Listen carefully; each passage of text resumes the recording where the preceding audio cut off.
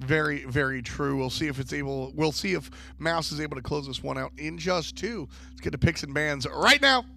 I want to see these teams right now.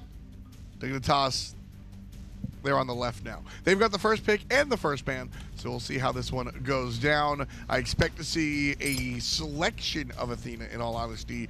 Giannis and Ra have traditionally been Dignitas' go-to bans. I don't expect to see any deviation from there, but Mouse is going to ban the Athena themselves. And Taco, I like that play. One step ahead of you already, Tom. It just makes sense. Whenever Dignitas are in the first pick position, you know that they're probably going to try and prioritize this Athena, because not only are you stripping the pick away from Cherryo or anybody from Mouse, realistically, because I think they have 3 different members who could utilize that Athena very effectively. Perhaps Xbalanque, God choice, could be locked in here. It's a relatively safe pick, I think. They didn't ban the Ra. Dignitas opted to ban the Guan, which is interesting because they have a very talented Guan player in Trixtank on their own side. But I like, this is, you're talking about one step ahead of everybody. Ra is what Dignitas have banned historically. Right now, a lot of people are acknowledging the fact that we're entering, or could be entering, what might be considered maybe a healer meta. Serqet first pick says, y'all can pick the Ra, but it won't be good. Odin's still on the table here. I feel like if Mouse don't take the Ra, it's because they're wanting to leave open that third pick slot to see if they can maybe have the Odin for themselves. My concern on that is, will Dignitas actually opt for the Xbalanque Ra, or are they going to want to try and prioritize some of their frontline? Because in the first few picks of the last match, Mouse ended up just pulling their entire frontline from the get-go. I mean, you saw there are 2 Guardians and then a Hunter. And this time around, it's still kind of sticking to that same theme. We see a Guardian, we see the Hunter, but we're missing out on whether they're going to try to run it back with the beefy front line, or if they're just going to look for pure damage. Well, the drum is going to Zyrhoes here in the mid lane. Raijin has been really interesting as of late. And I'll just ask you the black and white question. Why? Raijin here? Or why has Raijin in general been exciting? It's his damage. It's definitely the damage, because he's got a whole lot of wave clear possibilities. The invade potential as well. I think that, you know how we cycle in and out of mid lane gods all the time in like competitive play? Poseidon's probably the best example. Yeah, Raijin's just one of those guys where he falls out of sync a little bit, but then teams start to remember just how much burst he can actually provide. Yeah. And that starts to bring him more in favor, considering that a lot of teams tend to look for those buff invades, the map control, not even necessarily invades. It's mostly just about keeping your opponents locked out of certain spacing. My 2 cents, I think there's something to be said about itemization. Right now, because cooldown boots are kind of just black and white better than the Magi boots for the most part, you want to go early pen. Spear of the Magus works really well for all of Raijin's abilities, which are consecutive shots. And then, of course, Divine Ruin spreads really nicely with him. And if we are entering a healer meta, well, that's just another sort of arrow in your arsenal. Shoutouts to the Ymir ban coming out from Dignitas there. Not quite sold that Mouse are done just yet, but, you know, we talked about Cherryo playing the Guardians, and the Athena was a little bit more on the defensive end. Well, he's going to bring out the Cabrakan, which is more on the offensive end, and I love that choice. This reminds me a lot of what happened at the most recent Masters LAN with Dignitas, in that NA kept running double Hunter, so we see the Kumbhakarna come out. Same could be said for the Xing 10. Really loving this draft in response towards Mouse, because I think that Mouse are kind of trapped now into fully committing towards the double Hunter composition, even though Dignitas, I would say, have definitely gotten the counter to it. I mean, they've got Xing Chen, which is going to lower the damage from the in-hand attacks coming out of the Hunters. You've got Kumbhakarna, which is going to lower the attack speed from the Hunters. And then Cerqet, which is a really nice selection because, 1, she's going to be able to do great percent damage versus the tanks. And 2, she can become a tank herself. The jungler is going to be able to shift either hard assassin or hard tank, depending on which way the game is going. Ullr is also going to struggle pretty heavily against the Raijin in the mid lane. This was the exact same matchup that Wolfie did against Baskin, in fact, with that rival space station matchup. So the slows, the consistent slows, I wouldn't be surprised to see Zyrhoes even opt for a Gem of Isolation at some point. Probably 3rd, 4th item slot. I think that's mostly game dependent and how the early game matches up, but I love that Dignitas draft. Well, in game number 1, we saw how this draft already goes for Mousesports. It has some early game prowess, but late game is really where it shines with the double Hunter combination with the front line. On the side of Dignitas, it's a composition directly built to fight what Mouse has brought is the rock above the scissors this time around. I don't think so. I don't think that Mouse were supposed to win game 1. I think that it was awesome to see them do it. I think that they played to their strengths in that game especially, and it was cool, cheering for the underdog. But Dignitas are not a team that likes to lose. That's where we're going to disagree. I think Mouse earned their victory in game number 1. That said, I think the writing's on the wall with this draft. Excellent job by Dignitas and Coach Biggie. Let's talk over to Hindu Man and Aggro to give us the cast. So analysts break it down on the desk of Mouse pretty much running it back to an extent with a couple of little mix-ups there with certain things being banned away. But then we see the Xing 10, which you just mentioned about no numbers. Yeah. You see it, and then they go, oh yeah, Xing 10, so they're going to pick it themselves. And it's great against the Double Hunter because remember that Furious Roar stops a lot of that in-hand damage. It's what it does best alongside doing % health damage. It's really good. Just a good ability all around. I think Dignitas is a little bit more ready for it. And again, I'm not surprised the Mouse goes straight back to this. I mean, this was a composition that was getting beat at Worlds, and they made no changes. They kept it going. This team is clearly stubborn in that regard, and sometimes that can pay off for you. You guys in chat vote for who you want to win. Maybe a bit more than 16% after the last game, especially with a similar composition.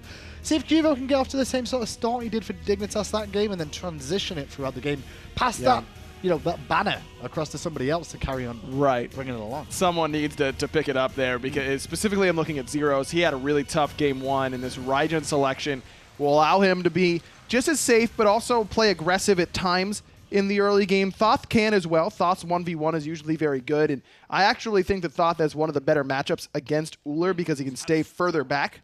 Doesn't have to get super close to him to deal damage, whereas Ullr you can kind of jump on top of someone a little bit easier. Like a Raijin you can jump onto a little bit easier and then still be in range after they thunder crash away. The Raijin pick is a little scary up against Ullr, but I have faith that Zyrhoes is going to have a better performance than he did in game 1. Well, both supports this time, or both junglers going in Blink, but both supports not going for the heavenly agility, which we see most of the time. Blink for Trixtank, got a Kumbhakarna, he's not going to be upset about that, and Shell again for Dardez. Dardez seems to really prefer this Shell. Ended up not helping out too much in the last game. Trixtank is in a lot of trouble here, but Jermain's all out of Astral Arrows, so Trix survives. I thought he may have fallen down there. It was looking very much likely. Heavenly Wings as well. I mean, that is going to get... Has he had the nerf already, I believe? No, that'll be in the next patch, I believe. So already the pros either adapting to that or whatever. 10%, well, I should say 12% more fans for Mousesports to win this one this time round. Trixtank going to come in with the Groggy Strike off the mark onto Dardez. And now Dardez able to limp away, but he did use a Shell, surprisingly enough. Trixtank doesn't have a relic that'll help him in combat, so that Shell being down now means that these two teams are basically even in the duo lane on how well they can box out against one another. But Trixtank can start engagements a little bit more quickly than Mousesports might be ready for with that Blink. Cherryo playing Fat Loki in this game, something that everyone's been looking forward to seeing, this Cabrakan skin in action. But not only that, Cabrakan jungle back in the mix again. Anytime Cherryo's playing jungle, man, anything under the Guardian tab is in play. And I mean anything. I mean, to be fair, give me Cabrakan and Athena are the top 3. He's played Artemis in the jungle. He has. He's played Geb in the jungle. Would you really put it past him to play Fafnir jungle? Why does he just not play support? Like, I just don't That's get it. what I'm saying. Well, he did try and play support last year at the very beginning of the year. Tried to play support and... didn't last long. Did not last long. Didn't last long. He's not used to not getting levels as a Guardian. That's the difference there. He's like, Guardian from ahead feels so good, and he's right. It does. He's really right. Specifically in this season, he would have struggled. Support's not nearly getting as much farm as they used to. Well, in their roles. Mid laners this time round, a bit of a mix-up again. Obviously, it's a Hunter versus a Mage, but going to see the Soul Reaver rush out of Zyrhoes versus Transcendence yet again for BigManTingz on the Ullr. We'll see if that can get off to a better start. At the moment, though, no kills just yet. QvoFred hasn't managed to make an impact. We'll see what he can do, because he's always been the aggressor, it seems, with this Serqet. And you would expect to see that continue with a composition like this for Team Dignitas, because the rest of the team doesn't really play aggressive very well overall. And that would normally concern me with a team that has a very team fight-oriented composition and then a pick-oriented jungler. But Kuvo has proven so often that he can be the only dude picking people and make it work, or the rest of the team plays aggressive enough around him that they make that sort of strategy work. It doesn't concern me at all that the jungle pick and the rest of the draft for Dignitas don't seem to agree particularly well. Credit where it's due to Dardez and Jermain in this lane doing a very good job of keeping the pressure on, but blinking from Cherryo. Qvo had his kiss up, and the blue buff goes down, but Qvo still under some pressure here. Both level 4 with speed buff. Cherryo can't continue the chase, as Qvo will back, as will Cherryo. I believe Cherryo did manage to steal that away. I think that last tick of Deathbane just was not quite enough to secure that blue, and that was correct. Cherryo drops it for Nika. Saved. That's right. The main thing overall. So the last tick of bleed went through, and I'm like, wait, what? He doesn't have a bleed? Cabrakan's gonna bleed now? Oh, he's Loki skin. That's where you got it. You thought it was Loki jumping with the vanish. Yeah. Wait, are you serious? You actually thought that? Yeah. No, that's what you thought. You said that he bled it for the last tick of damage. I'm like, wait, what? Did I say that? Yeah. Did I black out? Yeah. Where am I? I don't think I said that. Week 2, SPL, Summer Split, Day 2, all EU. Mouse are up 1-0. No, you're not confusing the scoreline. That is the state of the game.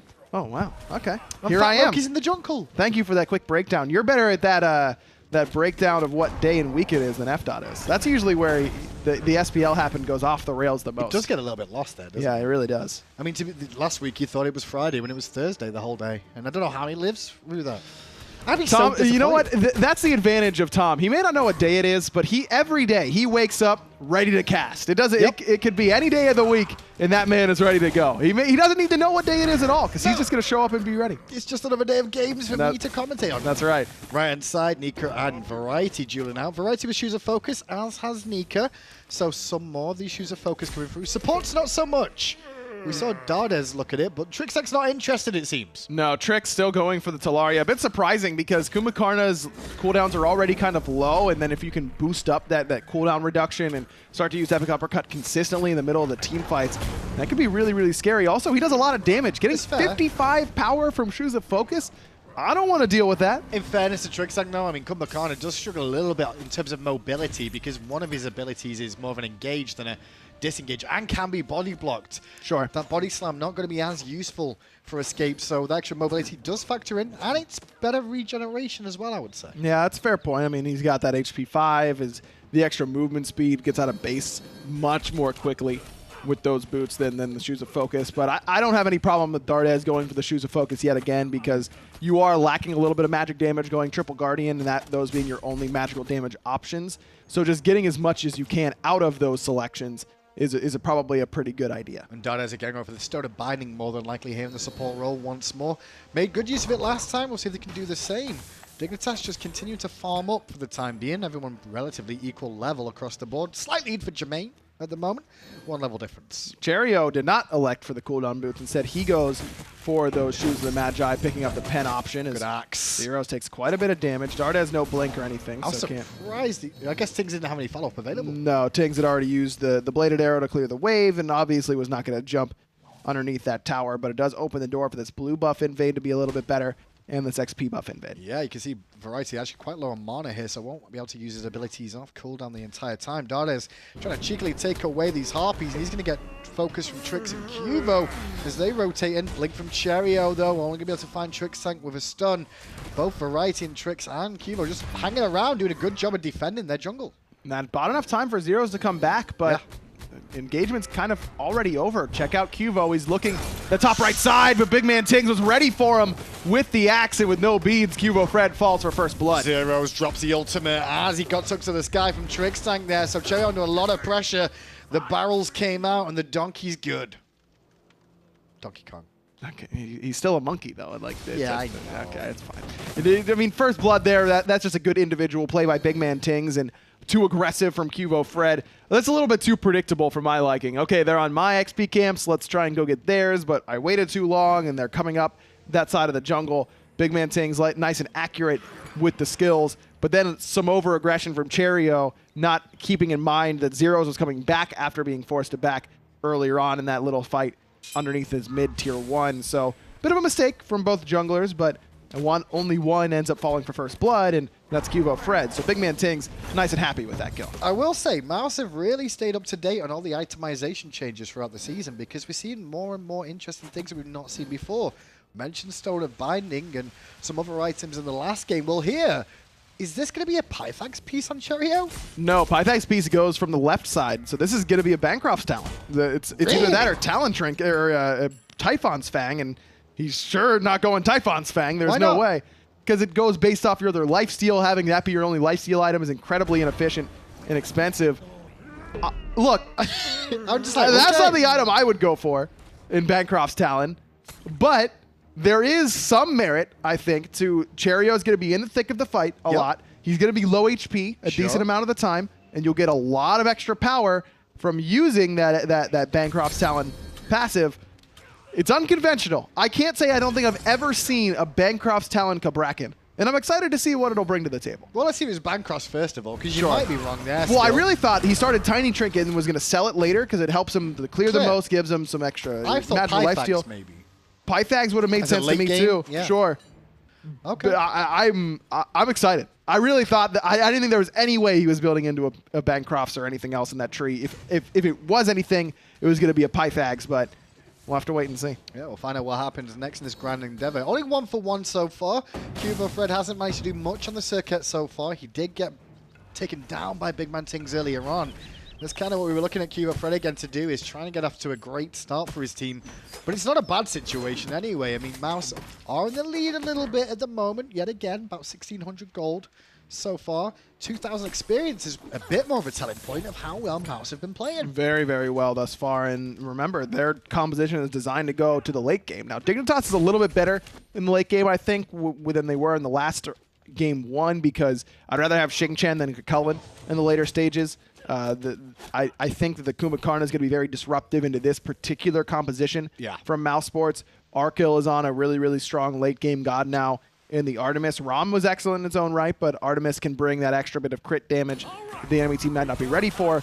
So Dignitas is probably not too upset that this game has gone a pretty slow pace thus far, but Mousesports is likely ecstatic that they don't have to fight in the early game and they can just let their hunters farm until the late game. And see what happens as this continues on then, because it is Bancroft's. A lot of talk. It is the Bancroft's for Cherryo this time around. We'll see how this works out. I will say Kumbhakarna is really good at shutting down a lot of these Guardians on what they're going to do. A lot of sustain damage available. Obviously, the Tremors from Cherryo very disruptive, but a quick yawn or an epic uppercut takes him out of that quite easily. Same could be said for Nika, who's going to try and use that spit to his advantage, but not going to be able to find it as easy as he would like. Pressure in mid, though, from Mouse. It's only Zyrhoes and Qvo here to defend. Zyrhoes going to actually take a trip back to base after that nice bit of damage out of Tingz. Did you hear Zyrhoes just exclaim a curse right there as he gets hit by that hail of arrows? I can basically hear it. Sick of it. That's what Ullr does, man. Trixtank caught with a beautiful ultimate from Cherryo. Look at that Bancroft's damage, baby. And now Trix is dead, but no attention paid to the sleeping man. It's all towards Qvo, who was trying to find a pick on BigManTingz. Trixtank will survive that engagement. QvoFred may not be so lucky as Nika removes the Scorpion from the map. Zyrhoes' ultimate does little to nothing to Cherryo there. Decent damage, but look at that heal from the Bancroft's Talon. Well, where's Bancroft's now when you CC chain into the sky? Not available, as now the rotation in from Variety's made an impact, but Nika gets himself 2 kills with this rotation, and that's going to really pay off nicely to keep Mouse in the same position. Kind of a feels good, man, for Nika that he can build Voidstone first item because he's up against another Guardian in that lane. Usually you need a Bancroft's Talon. Arkkyl needs to use the ultimate defensively here. Nika, meanwhile, found Zyrhoes by himself. Jermain kills Arkkyl. Dardez should be safe and sound here, even with Variety's rotation. I don't know. I don't think so. Like, Dardez realizes... Did he just... Oh, no. Did he do that? That is the most disrespectful thing I have seen in so long. I was about to go mental going, is he just going to let himself die here? Actually, that's what he was going to do. That kind of guarantees the Hammerson a little bit more because Variety stops juking with the auto attacks and thinks Dardez is given up. So now he kind of trolls alongside him. Oh, got him. Tingz is under pressure. The dot's not enough. The tower might be. Misses the rain of arrows. Trix has to come in and smash him with the uppercut. Pyromancer went to Mousesports as this happened. No, he's not. He's got yawns. Run, Trixie, run. The walls came down. And Dardez gets the kill. The Guardians are going off this game. Who needs Hunters? Who needs them? Because when you've got Nika doing this much damage on Cerberus, I mean, the Bancroft's Talon, Cabrakan, goodness, coming out of Mousesports. And Dignitas has just kind of been baited into this clown fiesta, haven't they? I mean, this is not a Dignitas style. They are usually very conservative, you know, waiting until the mid to late game. They want to slow the game down, grind you out with their late game resources. and Dignitas is now just getting whipped all over the map. This is how you beat a team that has historically been better than you, is to throw them in a weird position where they aren't playing their own game. They go down to your pace, and now Dignitas is playing at a speed that they aren't really used to, and Mousesports is used to this kind of chaos in the midst of their games, and that's going to favor them heavily. Looks like a bit of a group on the left-hand side towards the Gold Fury a little bit more. Both teams do want to fight. Cherryo was waiting for the opportunity, but a quick yawn from Trix slows something down. Cherryo, though, jumps in, and Nika with a blink takes out Zyrhoes. Raijin goodbye. Zyrhoes is just not having fun today. No, Zyrhoes having a really rough game, and I think that going for a Soul Reaver rush against Ullr mid is kind of asking for trouble, because you don't have any sustain with that build. You don't have a Warlock staff to give yourself some help in the early game. I mean, you're going to get bullied in the early game no matter what, but at least with Warlocks, your mid game feels a lot safer. Well, no mage available in this fight. Xing goes right with a good blink onto Dardez to try and release some pressure on Arkkyl. Wow. But Jermain snipes Annihilate too, because Tingz cleans up the kill onto Trix. 2 more members of Dignitas dead. Mouse on the Gold Fury. And now Cherryo. I don't know about that, son.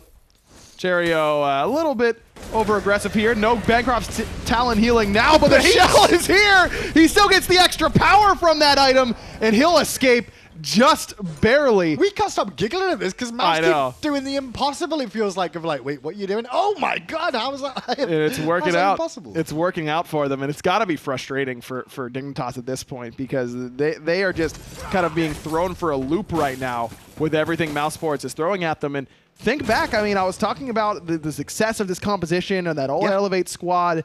Remember who Elevate beat up on with this composition at Super Regionals? It was this Dignitas team, and part of the reason why Elevate got to go to Worlds and Dignitas did not.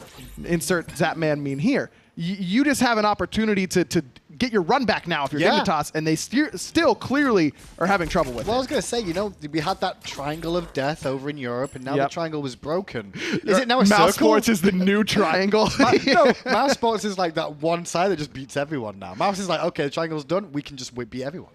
Wow, that is, you know, I thought about a lot of different new opportunities in Europe now that the triangle of energy beating Dignitas, Dignitas beating Rival, Rival beating Energy is broken, and I'll be honest, I didn't think about Mousesports Neither once. did I. That didn't come into my head.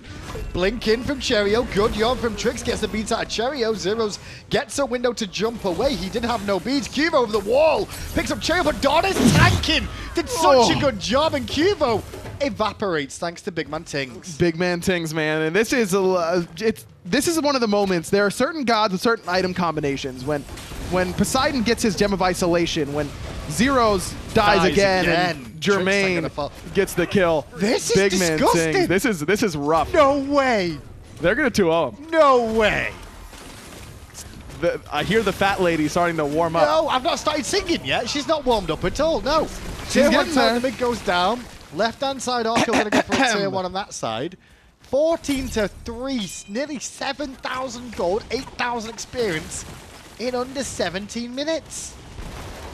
A rough performance from Dignitas, and we see this a lot in various esports and sports in general, as Cherryo's looking for the kill onto Arkkyl. Oh, what were you? I don't know what this play was. Look, he's got Jermain coming through, though. He's got lifesteal, Graham. What's the point? He's good. Vote? This is definitely a tilt right now for Dignitas. There's no doubt in my mind.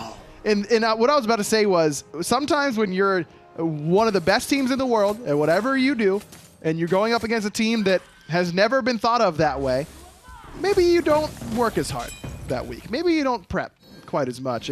But the other team, anytime you're playing against the top contender, you're giving your best. You're trying to prove that you can hang with them, that you can beat them.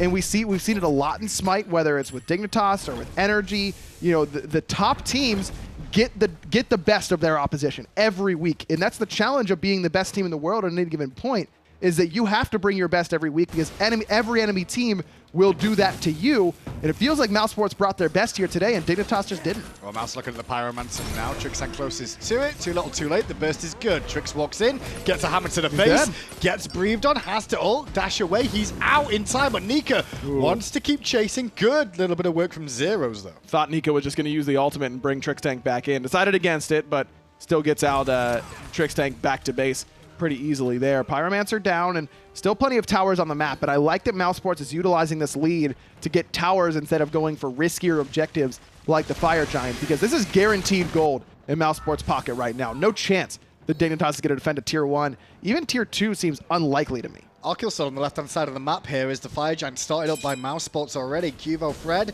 and the other 3 remaining as a Dig are trying to defend against this fire. Variety, it's a bit more poke than bargain for, and Drix forced to yawn to get out of the tremors from Cherryo. Fire Giant reset. Decent fair. damage from Zyrhoes, but not that effective as immediately back to the objective Mousesports go. Arkkyl is going to get this tier 2, but maybe not. That teleport coming through from Nika is going to force Arkkyl off the objective. Now, that does mean that Mousesports drop the chase on the right, but they prevent Dignitas from getting anything. I mean, that's okay. They don't lose Fire Giant. They don't throw that away. They don't lose any lives. Trixtank, though, under pressure in mid. The yawn comes into effect again. Ting's in trouble now as Variety looks towards him. Switches his target towards Dardez, who's pinned in place, but he's not going to panic at all. Not quite yet. He's still got plenty of protection between that Sovereignty and the Shogun's Kasari. That's too much. Kasari plus the steroid from Fafnir is just too much.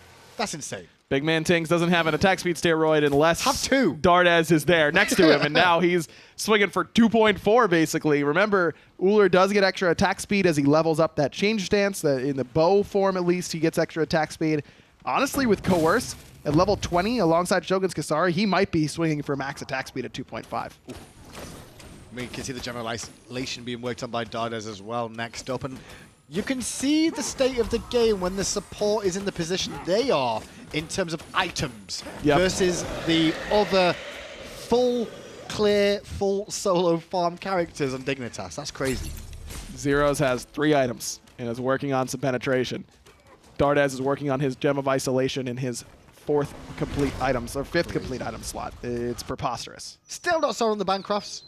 Still not seeing it really come to good use so far. I mean, he did a lot of damage right where we are right now. Like that bottom left side where it looks like Cherryo is dead, he really, really hit hard with that Bancroft's talent. Chasing down Cherryo on his own because Kuvo was coming in, as is Arkkyl. All right, Cherry. All in on Fat Loki, all out Fat Loki. 4 members now here, minions coming through. They will get a tier 1 tower here, Dig, but look at what Mouse are doing in left, and it's up to Trix to stop it. Trix gets the double mez. Nika finds a kill onto Arkkyl on the right as Phoenix still being aggressed, but nice and healthy for the moment.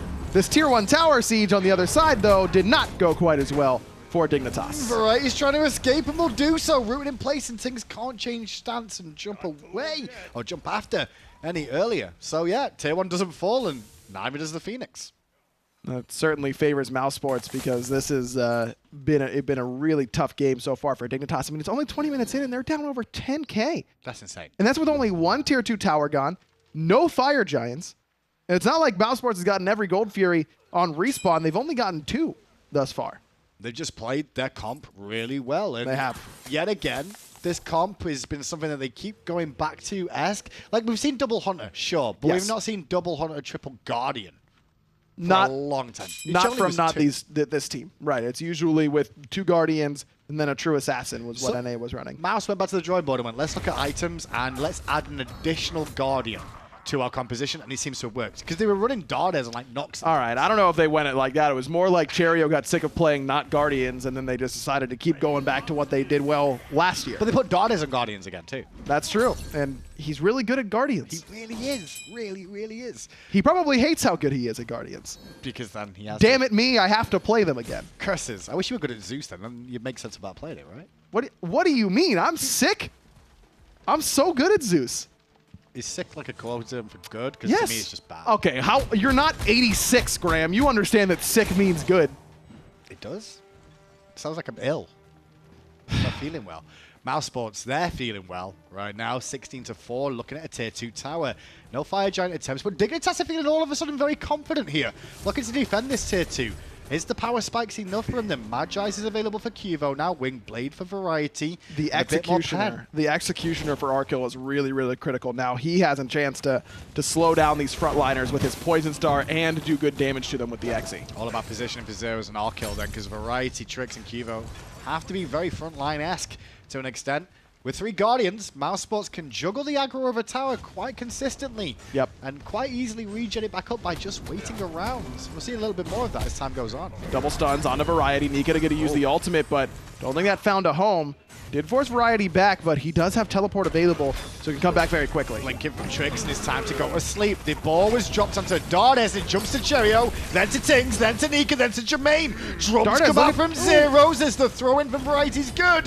Tingz is dead. Nika's nearly dead. Variety jumps in. Zyrhoes are stunned in place. Jermain can't find the damage. No way. Finally, Variety does finish off Nika, but Cherryo knocks down Trix, but Arkkyl will answer back. Just too aggressive there from Mousesports, as Dardez will now fall 4 for 2, 4 for 1, because Trix never died. Jermain on his own in the jungle, going to be run down by everybody. Has to Aegis. Has he got a roll available? The trap says no. Arkkyl shuts him down. Deicide for Dig, defending a tier 2. Mousesports. No. Not like this. Not like this. Come on. I mean, Dardez literally could have just turned and gone on to Trixtank underneath that tower. He doesn't. That means Trix survives and comes back and does some extra CC work and make sure that works out. They're able to wait for Qvo. He gets his Fire Giant. Dignitas get the first FG of the game, and now we're going to be able to recoup a lot of the gold that Mousesports was in the lead, because there's 2 tier 1s up. That's 1,000 gold over the team. And then you add in the 3,000 from the other side. Dignitas is going to take the lead in gold once they knock down these towers, if Mousesports lets them.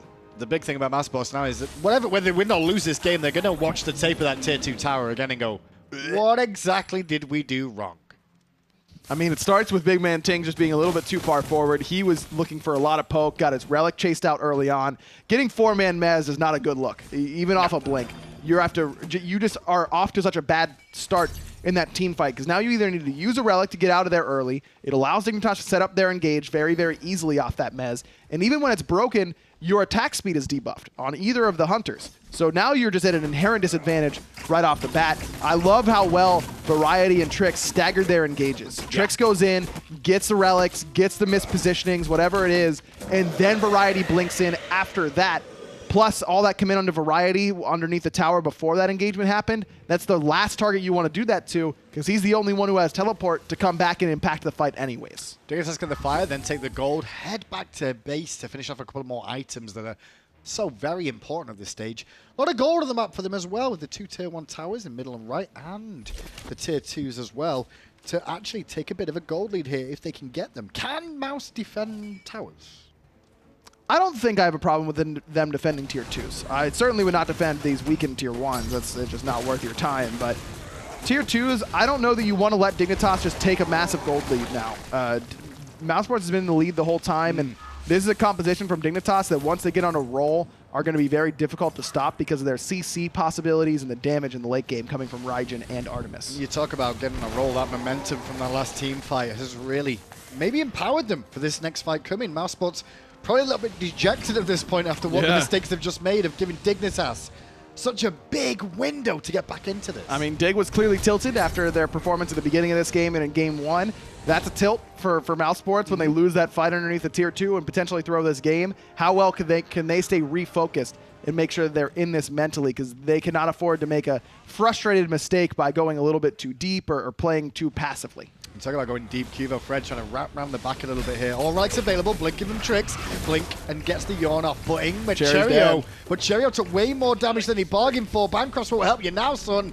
As Nika gets thrown out by Variety and whittled down. Qvo on the back was still looking at Tingz. And Zyrhoes going to go right on top of him as well with that Thunder Crash. Qvo gets the kill. Tier 2 tower falls. This is likely going to be a right Phoenix. And Mousesports, man, they had it. They had it, and it's gone. It feels like it's gone. Well, it's up to 2. In goes Variety. He's going to get all in. Great play from Dardez to kill Variety. Phoenix kills Trixtank, and now he's at 3-on-3. Jermain going to give chase with Tingz, and Qvo getting very low. The damage from the snipe could be enough. They're going to take an Arkkyl first of all, and the line range one from Jermain will not connect. Qvo will escape with his life, but the Phoenix still fell, aggro. Phoenix still fell, and that's the critical one. I mean, now Dignitas, what do they lose off the back of losing 3 members there? Very little to nothing. Maybe one of the tier 2s on mid and right, but even those don't seem particularly in danger. Maybe it looks like Jermain and Dardez are going to push forward and try and get them with just the 2 of them. They realize that's probably not the best call, so they decide to head back to base. Dignitas are fine losing multiple members there because it doesn't cost them anything. in the long run. By the time they're ready to fight over Pyromancer or Fire Giant, all those members will be back up.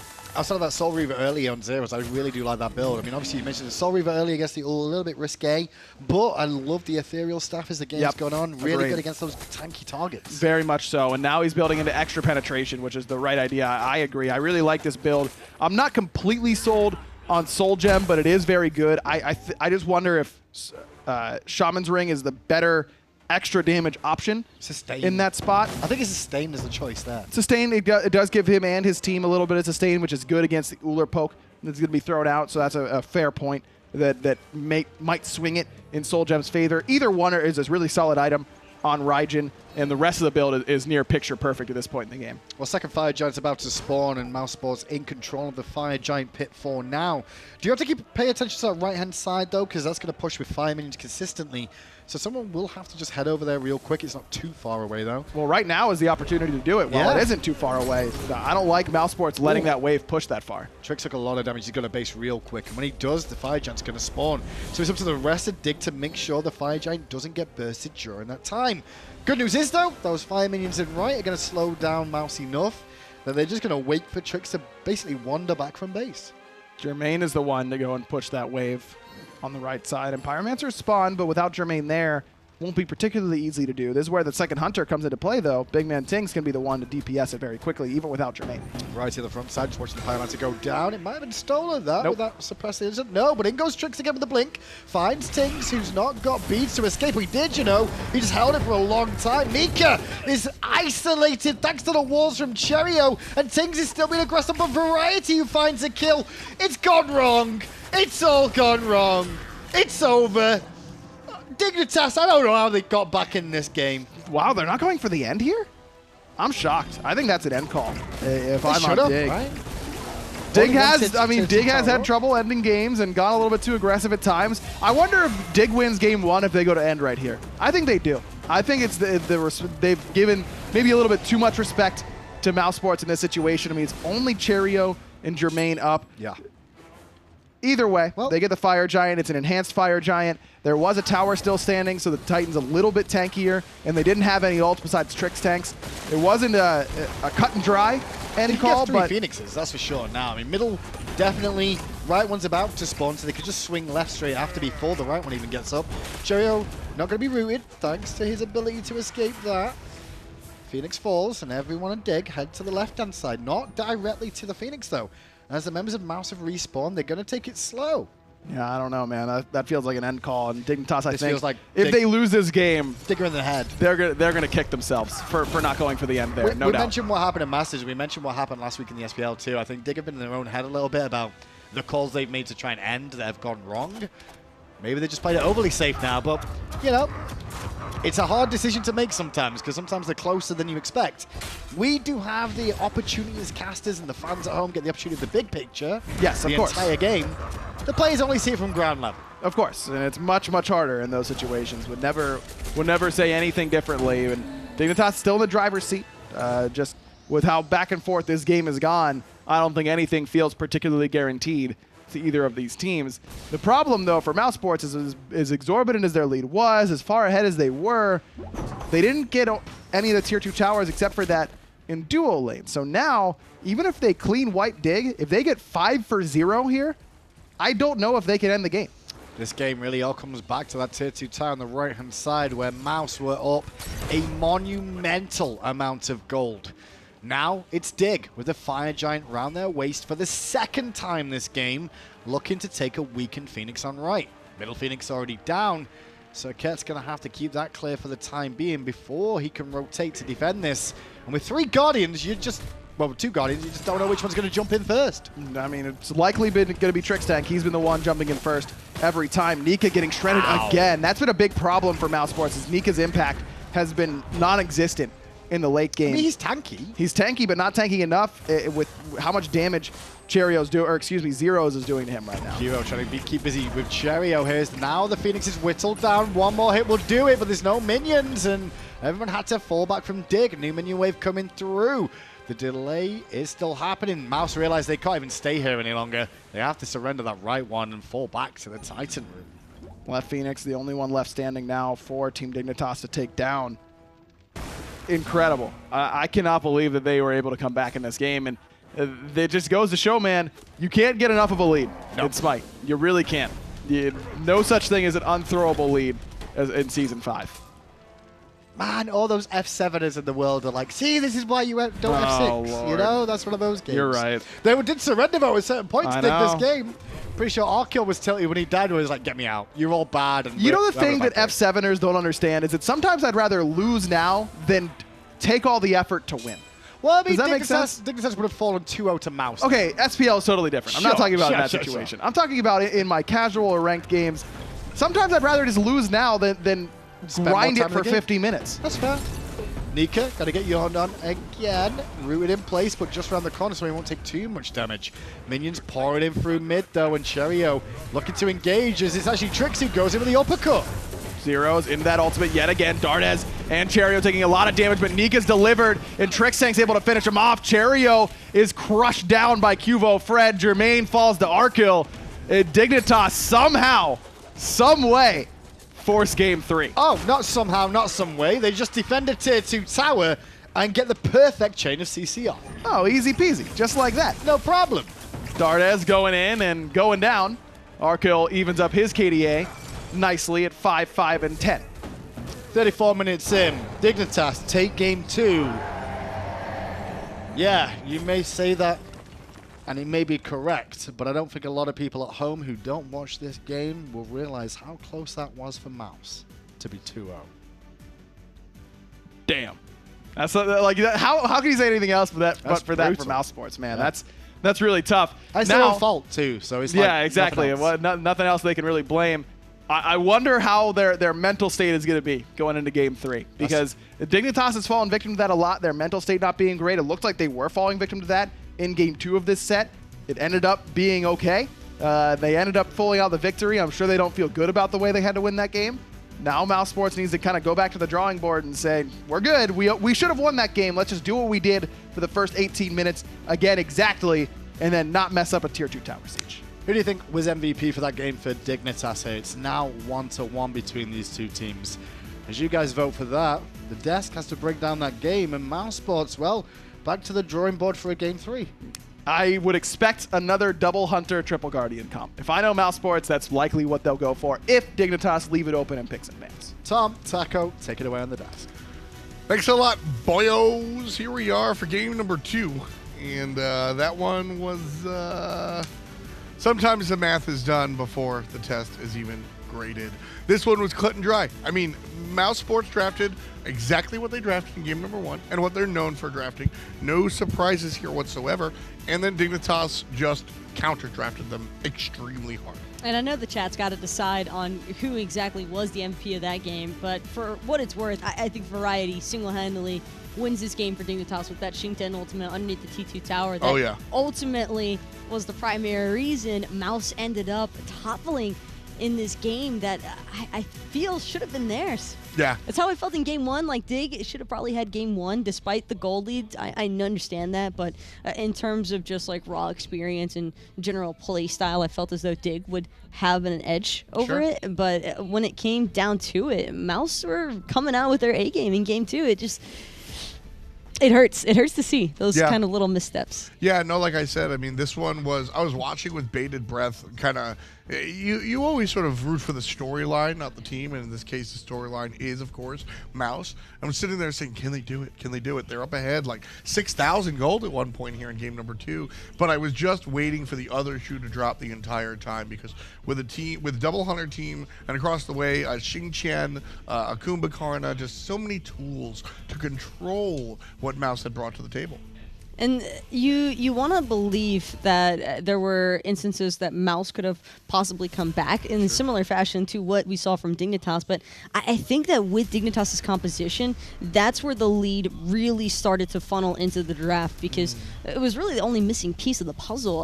They probably shouldn't have been as far behind as they were, but you know, early mistakes happen. There's probably some sort of like a tilt frustration factor still coming into play from the previous match, because that was a doozy for Team Dignitas. But I think in the end, it was just really sound and concise target focus that funneled into them winning. You got a little question marks raised on that Phoenix defense because Mouse was looking pretty good there, but in the end, sometimes all you need is the one. Yeah, right now, that's all either team needs is the one. Game number 3 is going to be the final portion of this set. The question I ask you is, I mean, game number 1 was Mouse, and you felt a certain way, and then the game number 2, you felt another certain way. You know, where are you feeling for game number 3? It's hard to say. I think I'd want to see how the drafts break down before really putting a judgment call for which direction, because there are some like pocket picks that I could definitely see Mouse leaning towards, like maybe throw off the triple Guardian, double Hunter. It worked for game 1, didn't pan out as well in game 2. Well, not entirely, but you get what I'm saying. Exactly, and so